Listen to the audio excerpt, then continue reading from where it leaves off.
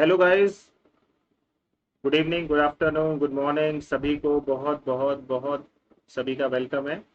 तो आज हम जो डिस्कस करने जा रहे हैं वो टॉप 50 क्वेश्चंस डिस्कस करने जा रहे हैं। ओके, पॉइंट पे। तो ये आपके एग्जाम पॉइंट ऑफ व्यू से बहुत ही ज्यादा और बहुत ज्यादा इंपॉर्टेंट है। ठीक है, तो याद रखिएगा। तो इन क्वेश्चंस को आपको जरूर करना है। तो फिलहाल मैं एक छोटी सी इन्फॉर्मेशन दे दूं।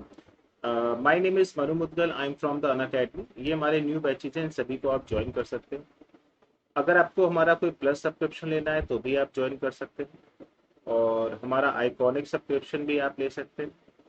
After that MBA mock test marathon 6 month की है, इसको भी आप ले सकते हैं। ठीक है guys? और ये हमारा एक स्कॉलरशिप टेस्ट है, यहाँ भी आप एनरोल कर सकते हैं और स्कॉलरशिप जीत सकते हैं। चलिए, अब हम आते हैं अपने टॉप 50 क्वेश्चंस के ऊपर, जिसके बारे में हम डिस्कशन करेंगे। टॉप 50 क्वेश्चन क्वांटिटेटिव एप्टीट्यूड के आज मैं आपको कराने जा रहा हूं। तो प्लीज गाइस, आप सबको कॉन्सेंट्रेट होकर सारे क्वेश्चन अटेम्प्ट करने हैं और अच्छी तरीके से करने हैं, क्योंकि यही आपके एग्जाम पॉइंट ऑफ व्यू से बहुत ही ज्यादा इंपॉर्टेंट है।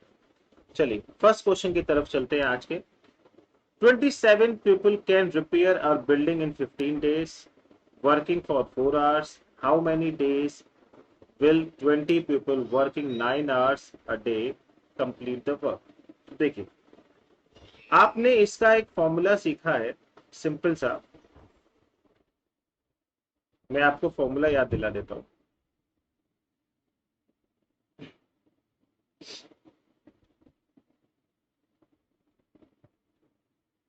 1 सेकेंड।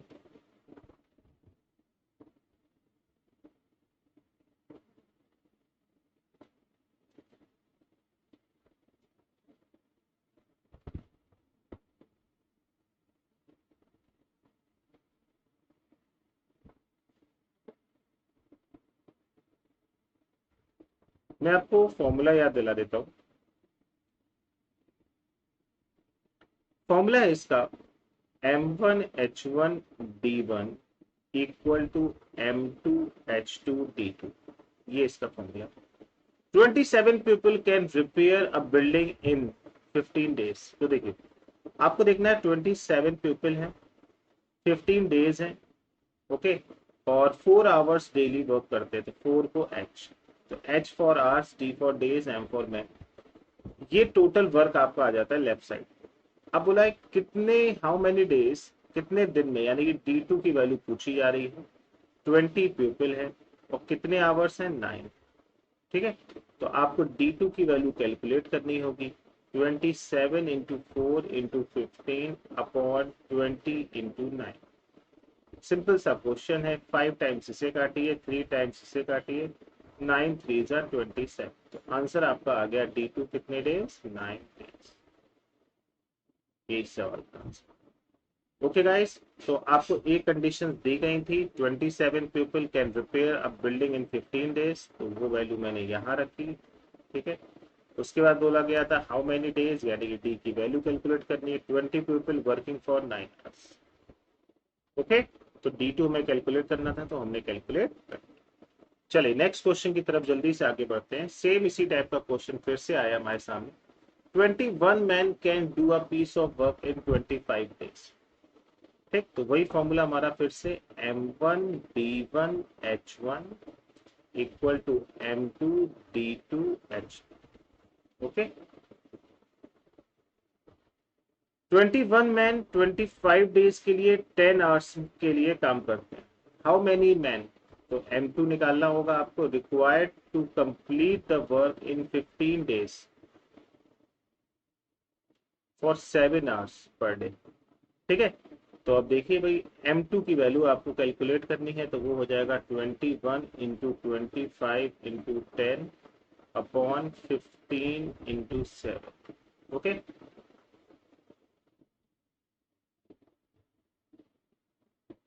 तो आंसर आपका हो गया कितना, 15 में। क्लियर है सभी को? सेम पिछले वाले टाइप का क्वेश्चन था, प्रैक्टिस के लिए क्वेश्चन और डाल रखा था मैंने।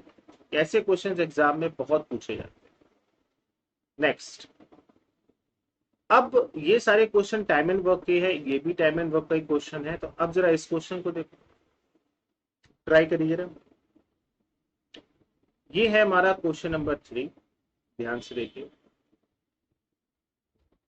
In a fort, there was sufficient food for 200 soldiers for 31 days. Okay. After 27 days, 120 soldiers left the fort.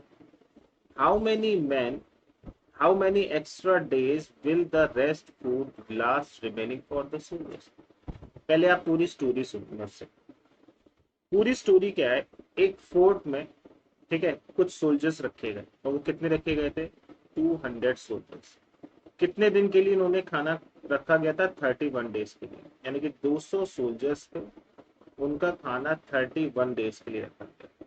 Okay, तो ये टोटल फूड हो गया एक तरीके से, मतलब 31 डेज के लिए 200 सोल्जर्स का खाना। ये वही वाला फॉर्मूला हो गया एक तरीके से, M1 और D1, M1 इंटू D1 कर दिया। अच्छा, आफ्टर 27 डेज 120 सोल्जर ने फोर्ट छोड़ दिया। अब 27 डेज तक तो 200 सोल्जर्स ने खाना खाया होगा, तो 200 इंटू 27, ठीक है, M2D2। ओके, अच्छा, 200 दिनों तक तो उन्होंने खाया, उसके बाद ही तो गए हैं, तो अब कितने बचे होंगे, 120 चलेगा, 120 सोल्जर छोड़कर चले गए, तो अब कितने सोल्जर बचे होंगे, 180। वो कितने दिन खाना खाए। तो ये भी याद रखना कि जरूरी नहीं कि एक एक तरफ कंप्लीट काम दिया गया होगा और एक तरफ उसी काम को दो पार्ट्स में किया गया। मतलब 200 लोगों ने 27 दिन खाया है, तो बताओ 180 यानी कि 180 जो पर्सन हैं वो कितने दिन खाना खाएंगे। ठीक है, तो आपको डी की वैल्यू कैलकुलेट करनी, तो बहुत ईजी है। इसे आप करोगे तो ये आपका आएगा 6200, ये आप करोगे तो ये आएगा आपका 5400, ये आप करोगे तो 180D। ओके, तो इसको माइनस करोगे तो ये आएगा आपका 800।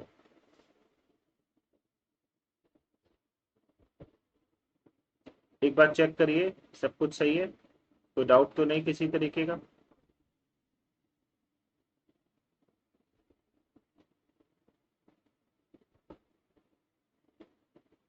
हम्म,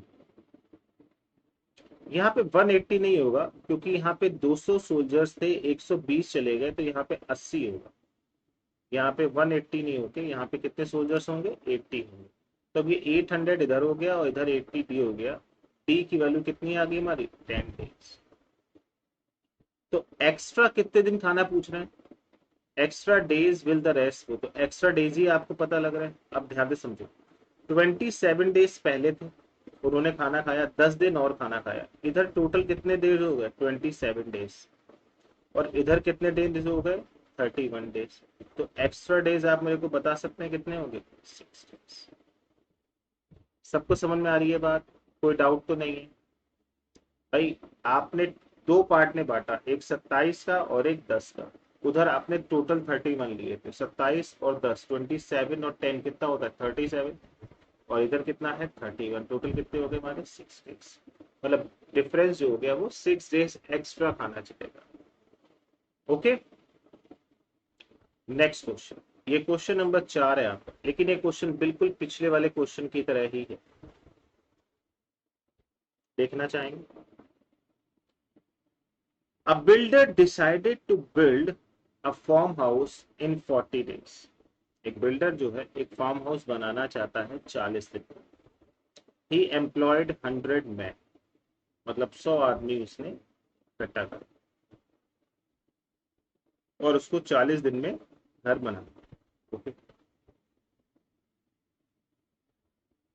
he employed 100 men in the beginning, okay, and 100 more after 35 days. इसका मतलब उसने 100 आदमी तो उसने 35 दिन तक चलाए, ठीक, आफ्टर 35 डेज 100 और लगा दिया, यानी कि 200 लगा दिए, और 200 आदमी 5 दिन और लगाने होंगे।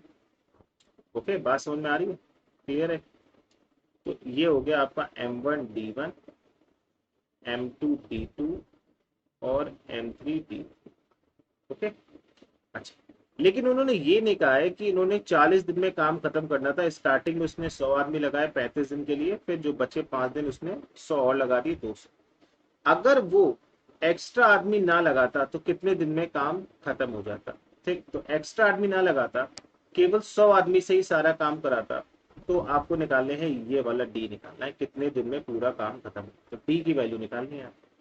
तो 100D इक्वल टू हो गया 3500 प्लस 1000। तो डी की वैल्यू आपकी आ जाएगी कितनी, 450, 4500 और 100D, तो डी की वैल्यू आपकी आ जाएगी 45 डेज। अब ध्यान से समझो, अब पूछ रहा है कितने दिन पहले से अगर वो काम करना शुरू करता जिससे काम खत्म हो जाता है, यानी कि वो डिफरेंस की ही बात कर रहा है। नॉर्मली उसको 40 दिन में काम खत्म करना था, लेकिन अगर वो केवल 100 आदमी लेके चलता तो वो काम कितने दिन में खत्म होता, 45 डेज में काम, यानी कि एक्स्ट्रा कितने दिन लग जाते उसको, 5 डेज। ठीक है, और यानी कि उसे कितने दिन पहले से काम शुरू करना होता ताकि वो उस डेट तक काम खत्म कर ले, तो भी 5 दिन। ठीक है, क्वेश्चन नंबर 4 सभी को समझ में आ चुका है। ओके, चलिए नेक्स्ट क्वेश्चन की तरफ चलते हैं। ये क्वेश्चंस ऐसे हैं कि ये भी टाइम एंड वर्क का ही क्वेश्चन है, लेकिन ये इस टाइप का क्वेश्चन है कि अगर एग्जाम में आ जाओ और आप पहले से सीख के नहीं जा रहे तो आपके लिए दिक्कतों का भंडार लगाओ। A alone would take 9 days more to complete the work than A at B. A किसी काम को करने से, ध्यान से क्वेश्चन सुनिएगा, मान लेते हैं A प्लस बी किसी काम को D डेज में कर,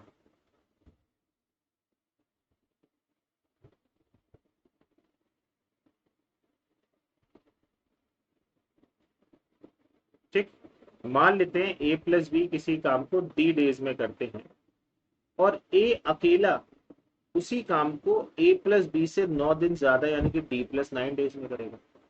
B 4 डेज ज्यादा लेता है A प्लस बी से यानी कि D प्लस 4।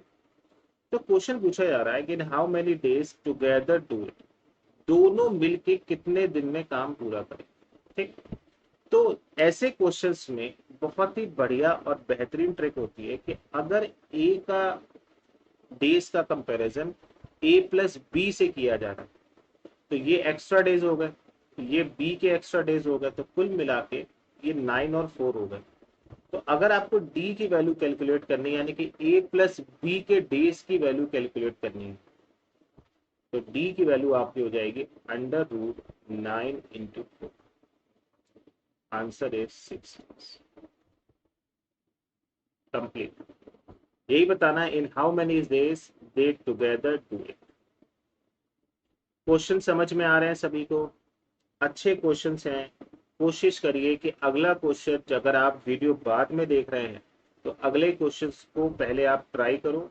अगर बिल्कुल ही लग रहा है कि नहीं ऐसे क्वेश्चंस करे हैं तो फिर ट्राई की जरूरत नहीं है, सीधे आप टाइम ना वेस्ट करके सीधे इसका तरीका सीखिए हमसे, वरना ट्राई जरूर करिए, स्टॉप करिए, पॉज करिए, उसको करने की कोशिश करिएगा अगर बाद में देखना और साथ साथ देखना है तो आप आंसर भी दीजिएगा।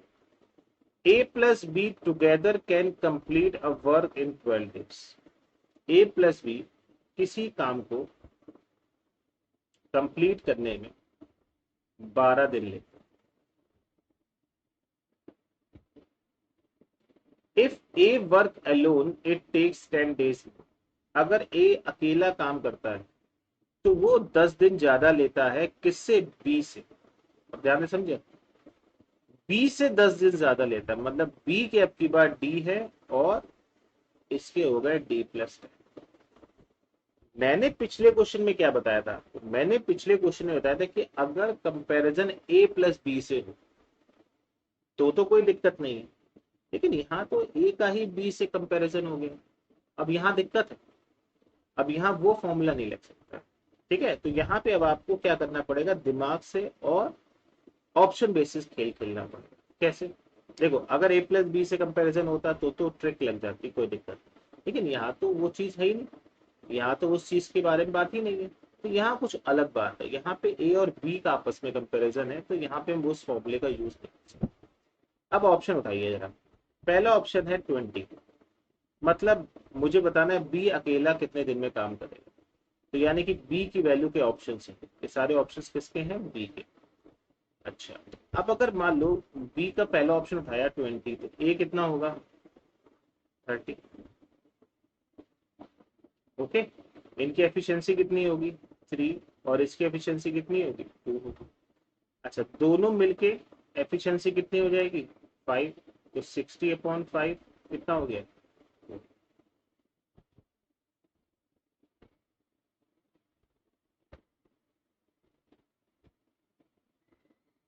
ओके, सबको बात समझ में आ रही है? मतलब इसका कहने का मतलब ये है कि अगर आप बी के 20 दिन लेते हो तो ए के हो जाएंगे 30 डेज।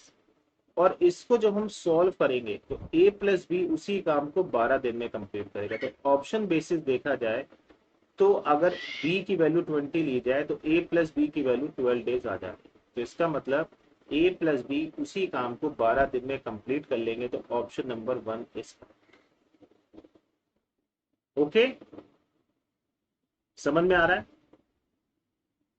देखो, एग्जाम में क्वेश्चंस क्या आएंगे क्या नहीं आएंगे इसकी गारंटी तो दुनिया में हर कोई ले सकता है, क्योंकि भाई नॉर्मली क्वेश्चंस आने होते हैं, कोई ज्यादा अलग सा तो आएगी, कॉन्सेप्ट यही सारे आने। लेकिन हाँ, आप उसे किस तरीके से अटेम्प्ट करते हो ये ज्यादा इंपॉर्टेंट है। क्वेश्चन वही आएंगे जो हम करा रहे हैं उसी तरीके से।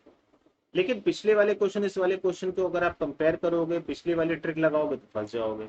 तो हम क्या करेंगे यहाँ से? Option base. तो किस क्वेश्चन में ऑप्शन बेसिस उठाना है, किस मेट्रिक लगनी है, ये सारी चीजें भी आपको याद रखनी है। ओके, चलिए नेक्स्ट क्वेश्चन बहुत ही फेमस क्वेश्चन है। ओके, आप कहोगे तो मैं इसके ऑप्शन दे देता हूँ। इसके ऑप्शन है, पहला 56 डेज, दूसरा ऑप्शन है 56 2/3 डेज, तीसरा ऑप्शन है 50 दिन, और चौथा ऑप्शन है 40 days. 40 man complete the piece of work in 40 days. अभी पीछे क्वेश्चन किया था ना, जैसे कि 200 आदमी 31 दिन में काम खत्म करते हैं, ऐसे ही 40 आदमी 40 दिन में काम खत्म करते हैं। तो 40 × 40। Okay, they started work together. उन्होंने साथ में काम करना शुरू किया।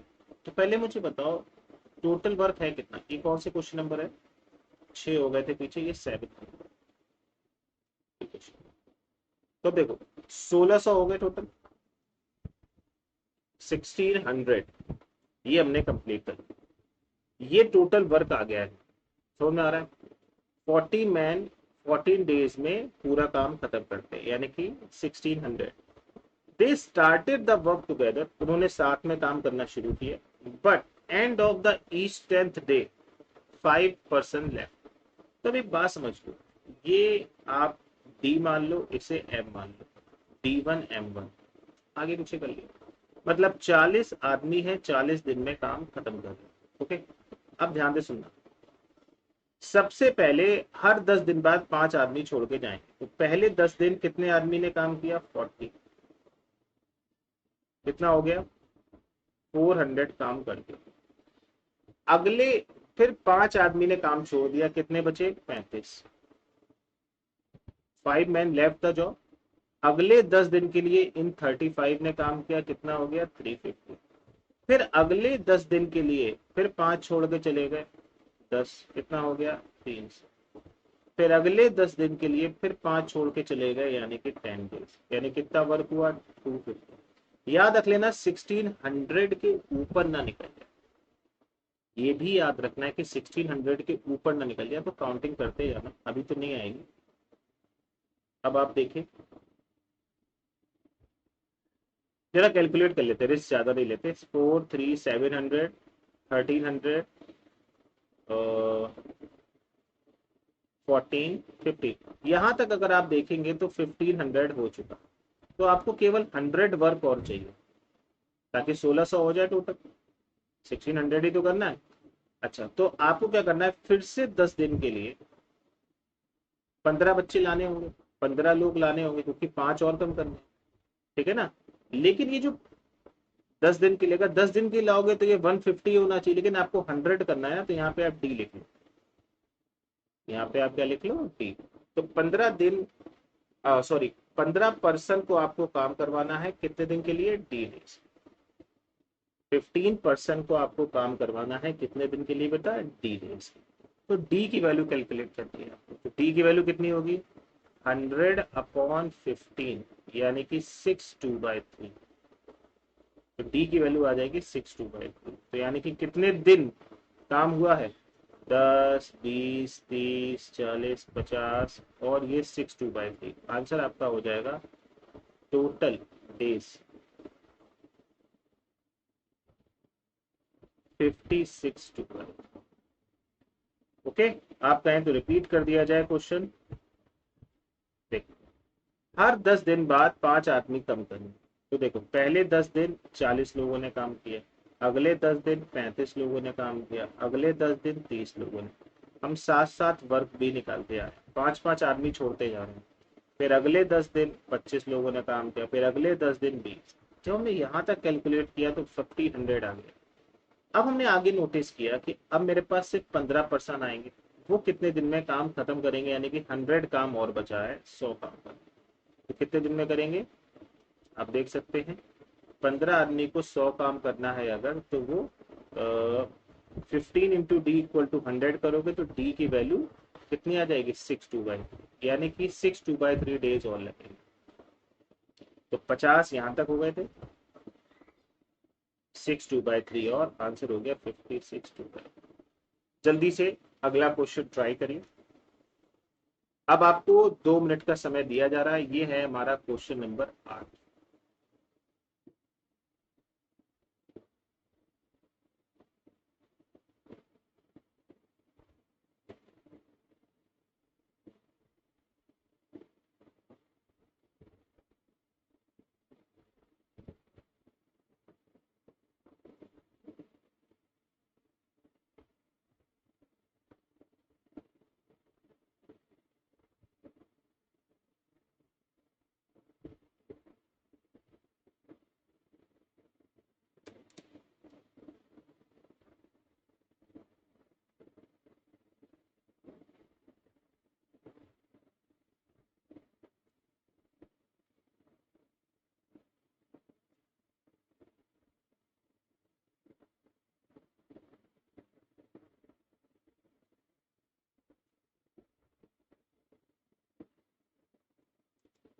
चलिए, क्वेश्चन किया होगा आपने ट्राई। चलते हैं क्वेश्चन नंबर 8 पे। A train is running at an average speed 80 kilometer per hour and stopping 3 minutes after every 60 kilometre distance. ध्यान से समझिएगा।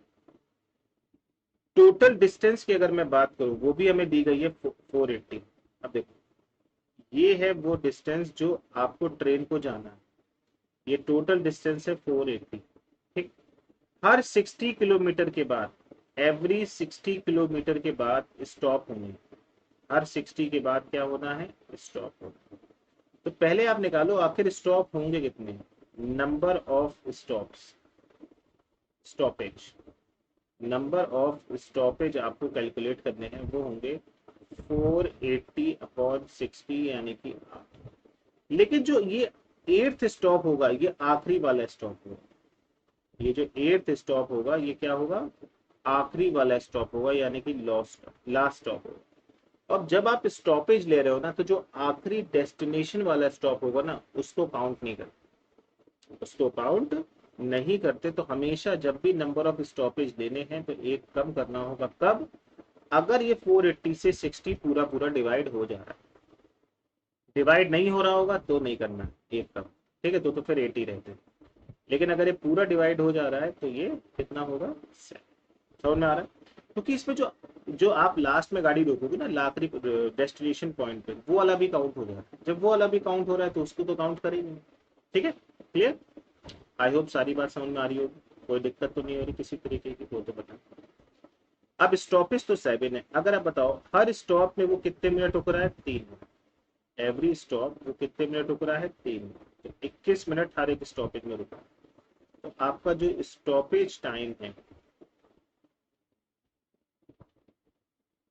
वो 20 मिनट। अब हम निकालेंगे ड्राइविंग टाइम। तो 480 डिस्टेंस है और स्पीड कितनी है? 80। तो कितने आवर्स लगे होंगे? 6।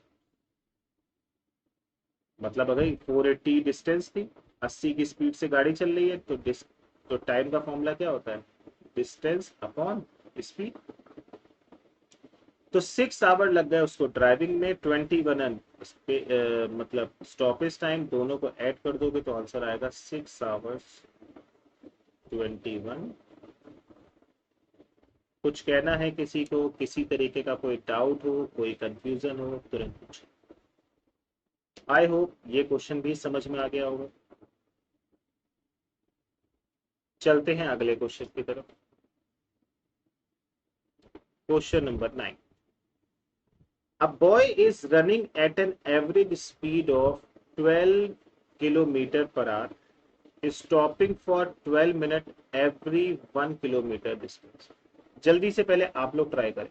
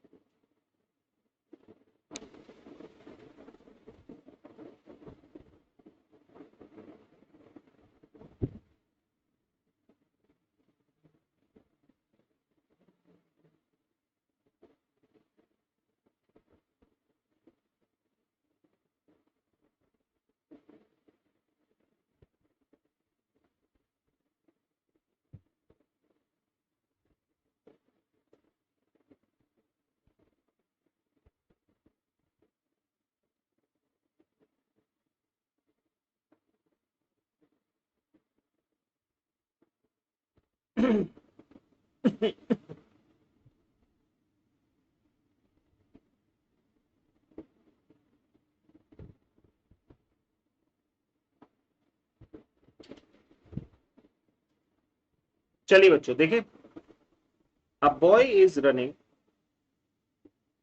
a boy is running at an average speed of 12 kilometer, stopping 12 minutes every 1 kilometer। मतलब ओके, क्वेश्चन है कि टोटल डिस्टेंस हमारी कितनी है? 36 किलोमीटर। हर 1 किलोमीटर के बाद वो स्टॉप ले रहा है।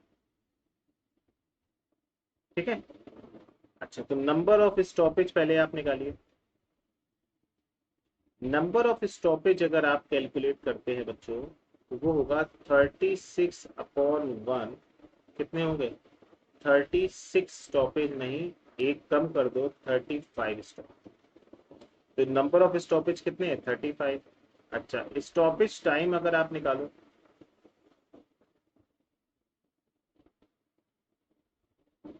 तो वो कितना होगा? 35 इंटू, भाई एक स्टॉप में 12 मिनट का टाइम लेना है, तो 35 into 12,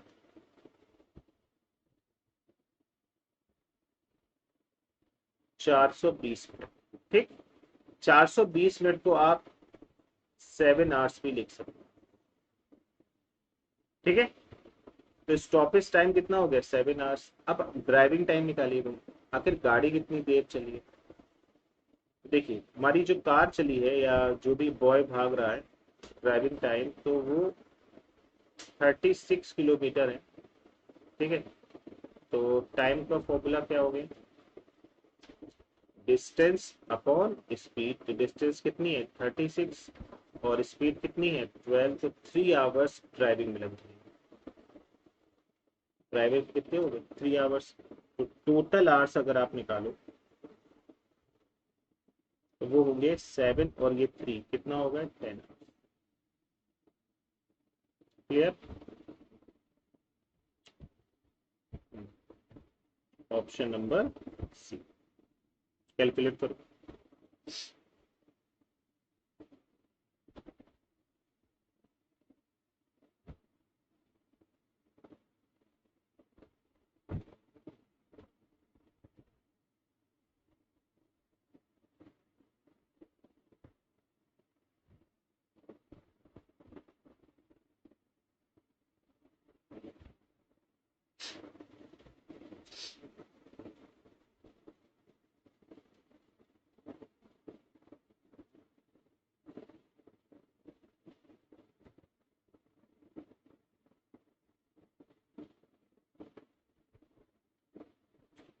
question number 10। Running 11/8 of his usual speed, a boy reached 20 minutes earlier than the scheduled time. What is the usual time to cover the distance? Okay, अब देखो, अगर कोई स्पीड थी आपकी, पहले मान लेते हैं कोई स्पीड थी, उसको अगर आप 11/8 से मल्टीप्लाई करते हो, ठीक, तो जो ओल्ड स्पीड है और आपकी जो न्यू स्पीड है, इसमें जो रेशियो है वो आपका 8:11 का हो।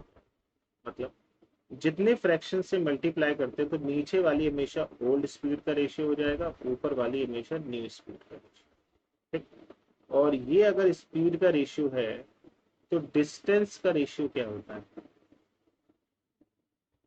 ठीक। सॉरी, स्पीड का रेशियो अगर ये है तो डिस्टेंस का रेशियो भी सेम होगा, लेकिन अगर टाइम का रेशियो पूछूं तो वो 11:8 यानी कि उल्टा हो जाता है। जो स्पीड का रेशियो होता है, टाइम का रेशियो जस्ट अपोजिट होता है। ओके, अब इन्होंने ये बोला है कि वो 24 मिनट्स अर्लियर पहुंच जाता है, इसका मतलब उसको 24 मिनट्स कम टाइम लगता है। तो पहले 11 टाइम लग रहा था, अब 8 टाइम लग रहा है, तो कितना कम टाइम लगा, 3।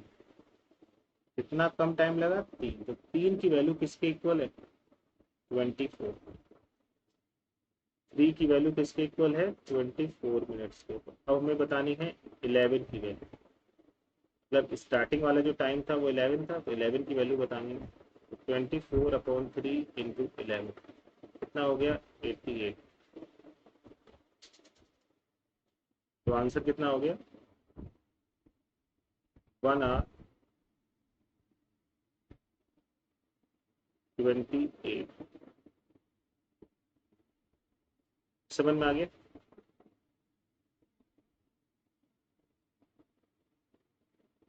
अर्लियर का मीन्स हुआ ये टाइम का डिफरेंस, ठीक है ना। ये जो 24 मिनट अर्लियर का मतलब हुआ टाइम का डिफरेंस। तो 3 मिनट अगर पहले पहुंच रहा है, ठीक है, मतलब हमारे हिसाब से 3 पहले पहुंच रहा है, क्वेश्चन के हिसाब से 24 है, तो 3 की वैल्यू किसकी इक्वल होगी, 24 के। तो मुझे बताना है यूजुअल टाइम, मतलब स्टार्टिंग वाली वैल्यू बतानी है, मतलब स्टार्टिंग में कितना टाइम लगा। तो 11 की वैल्यू कितनी होगी, 24/3 इंटू 11 यानी कि 88 मिनट्स। और 88 मिनट्स तुम क्या लिख सकते हैं, 1 hour 28। ओके, चलिए नेक्स्ट क्वेश्चन, सेम उसी तरीके का।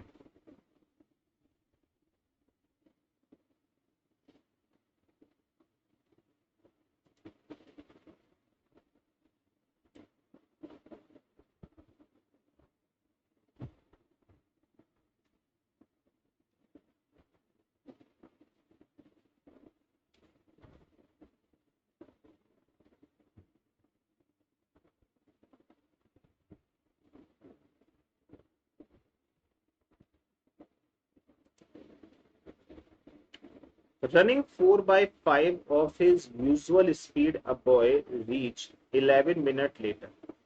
इसका मतलब ये हुआ, जैसे मान लीजिए कोई स्पीड आपकी रही होगी, अब अगर वो 4/5 कर दी जाती है ना, 4/5, तो 4/5 का मतलब ये हो गया, ये इसकी ओल्ड स्पीड हो जाएगी और ये इसकी न्यू। तो आप देख तो सकते हैं इतनी छोटी सी बात कि स्पीड का जो रेशियो हो गया वो आपका हो जाएगा 5:4, अगर मैं ओल्ड और न्यू का निकालूं,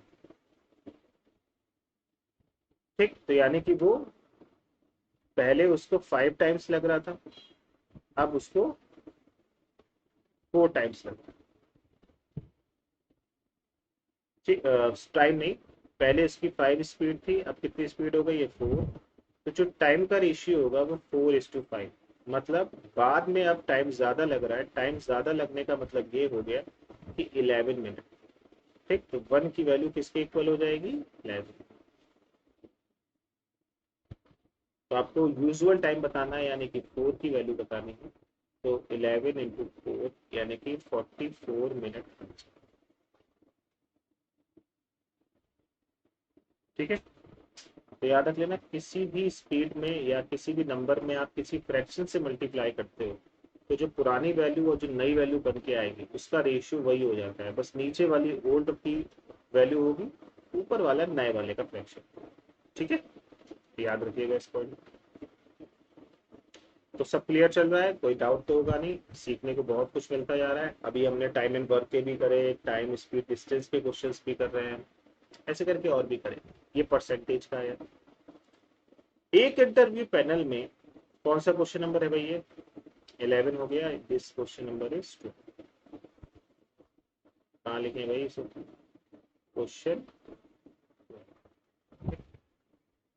An interview panel found that candidate has given wrong data about his height while filling up the form. He filled up 8 1/3% more than the actual height. Okay? तो इसका मतलब ये हुआ 8 1/3% होता कितना है पहले ये बताओ। अगर मैं कैलकुलेट करूं 8 1/3% तो ये कितना होगा 1/। ओके, इसका मतलब ये हुआ कि जब रॉन्ग डेटा फिल हुआ तो एक आपके पास रॉन्ग डेटा जब फिल हुआ तो इतने परसेंट इंक्रीज कर गया। तो ऊपर वाली वैल्यू हमेशा इंक्रीज होगी और नीचे वाली वैल्यू क्या होगी? ओरिजिनल। ठीक, तो आपकी 12 वैल्यू थी पहले और अब एक इंक्रीज होकर कितनी हो गई है?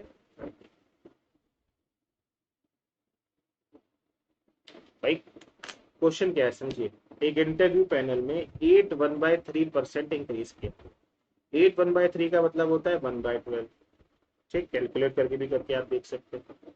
और 1/12 अगर है तो इसका मतलब ये हुआ कि 12 जो उसकी ओरिजिनल थी और उसने एक बढ़ा के लिख गई है इंटरव्यू में, तो यानी कि 12 से कितनी लिख गई है?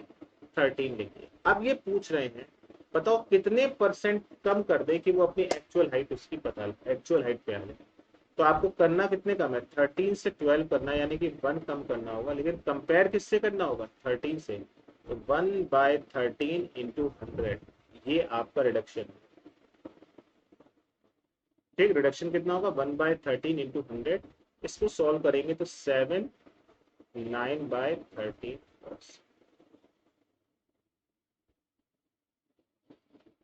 जल्दी बताइए, कोई दिक्कत, कोई confusion?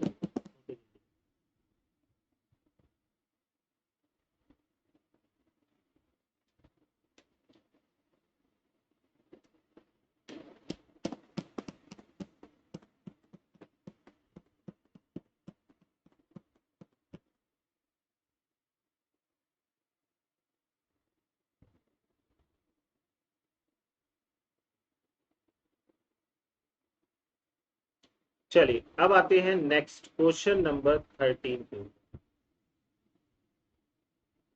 Okay, question number 13।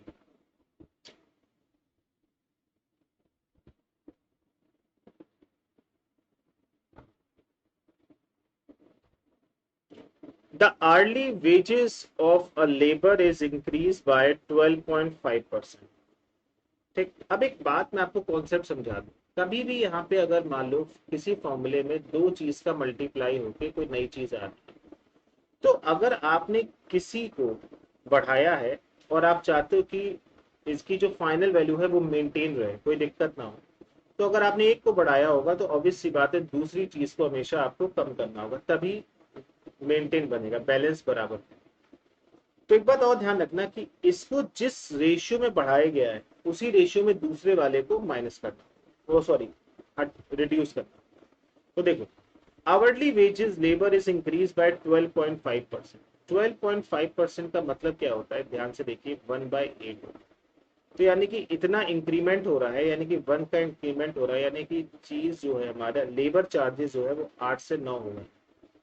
Labour charge मतलब लेबर का जो आवरली वेजेस है या चार्जेस बोल सकते हैं, आवरली वेजेस बोल सकते हैं, वो कितने हो गए? 8 to 9। ये किसका रेशियो हो गया है?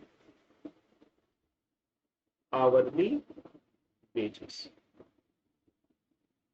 ओके, अब आप फॉर्मूला भी समझते होंगे। किसी को आवरली वेजेस मतलब पर घंटे कितने पैसे दे रहे हो। तो सिंपल सा फॉर्मूला है कि किसी की इनकम निकालनी होगी तो उसकी आवरली वेजेस लिखो और कितने घंटे उससे काम कराया गया वो लिखो, उसकी टोटल इनकम आ जाएगी।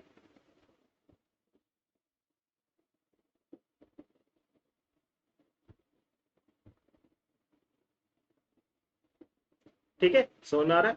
तो वही चीज है, आवरली वेजेस अगर ये इतनी बढ़ रही है तो जो आवर्स में कमी होगी वो कितनी हो जाएगी, 9 to 8, इस तरीके से। ये आवर्स में होगी, ये आवरली वेजेस होगा। तो आवर्स में कमी कितनी हो जाएगी, अगर मैं आवर्स का रेशियो बोलूं तो पहले आपके 9 आवर्स थे, अब आपको कितने मिलेंगे, 8। 9 से 8, तो कितने की कमी हो रही है आपकी, 1 की। समझ में आ रहा है कि नहीं आ रहा है? अगर एक को आपने 8 से 9 बढ़ाया तो दूसरे को आपको कम करना होगा, यानी कि 9 से 8 कम। जिस रेशियो में वो बढ़ेगा उसी के उल्टे में वो भी आए। समझ आ रहा है? क्लियर है? फाइन। वो आपने देखा है ना, कभी देखा हुआ रिवर्स मोशन होता है, जैसे आप कभी चलते हो तो उसके रिवर्स में कई लोग एक्ट करते हैं ऐसा कि भाई पीछे उल्टा चल रहा है, रिवर्स गियर। तो रिवर्स गियर है कि अगर एक बढ़ेगा तो दूसरा वाला रिवर्स गियर में। तो अगर ये 8 to 9 हो रहा है तो दूसरा वाला 9 to 8 होगा। तो डिक्रीमेंट दिख रहा होगा साफ आपको, कितने का, 1 का। कितने पे, 9 पे, तो 1/9 × 100। आंसर आपका हो गया कितना, 11.11%। Option number B. बताइए भाई, सबको क्लियर है? ये कॉन्सेप्ट बिल्कुल याद रखना। अगर जैसे एक आ सकता है, जैसे कि रेक्टेंगुलर वाला बहुत फेमस है। रेक्टेंगुलर का एरिया क्या होता है, रेक्टेंगल का लेंथ इंटू ब्रेथ।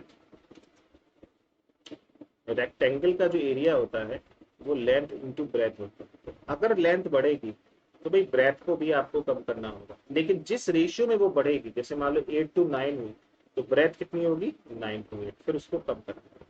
ठीक, हमेशा चलेगा। दो का मल्टीप्लाई होगी, कोई तीसरी चीज बन रही है तो एक बढ़ेगी तो दूसरी वाली उसी रेशियो में कम।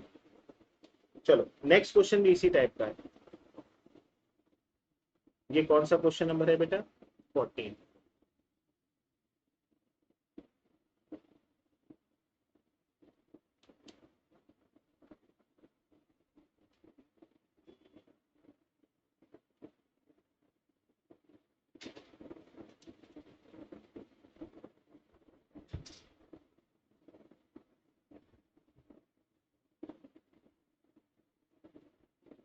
यहाँ भी वही चीज है, देख सकते हो आप, पिछले वाले क्वेश्चन की तरह यहाँ भी वही है। Price of petrol. अब मुझे बताओ, आप जैसे किसी से लेने गए पेट्रोल, तो आप पूछोगे भाई रेट क्या है, तो आपको बोलेगा 50 रुपए पर लीटर या 100 रुपए पर लीटर, कुछ भी हो। ठीक है, फिर आप पूछोगे भाई 5 लीटर डाल दो, तभी तो आप उसको टोटल पैसे दोगे। तो यानी कि दो चीजें मेंटेन होती है, एक तो प्राइस और दूसरा कितना पेट्रोल डलवा रहे हो, यानी कि कंजम्पशन। तब जाके आपका ये टोटल बन गया। तो इन्होंने प्राइस में बता दिया हाइक है, तो कंजम्पशन में उसी में उल्टे में लॉस हो जाएगा। तो हाइक कितने की है, 22 2/9%। 22 2/9%। ये कितना होता है, ये होता है आपका, जल्दी बताइए कितना होता है, 2/9 होता है। ये कितना होता है आपका, 2/9। 2/9 का मतलब ये हो गया कि आपका जो ये इंक्रीमेंट है, ध्यान रखना, और ये आपका ओल्ड वाला है।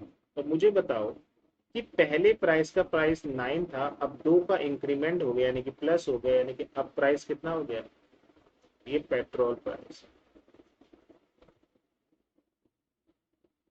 9 से कितना हो गया है, 11। अब अगर उसे चाहिए क्या, कंजम्पशन,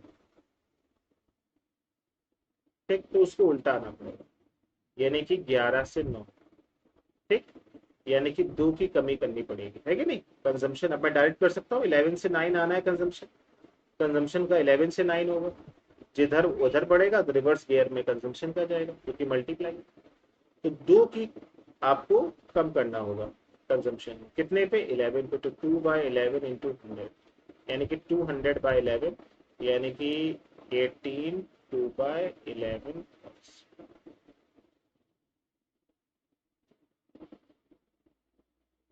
समझ में आ गया सभी को? कोई भी कंफ्यूजन, कैसा भी डाउट हो तो बताएं। चलिए अगला क्वेश्चन, क्वेश्चन नंबर 15।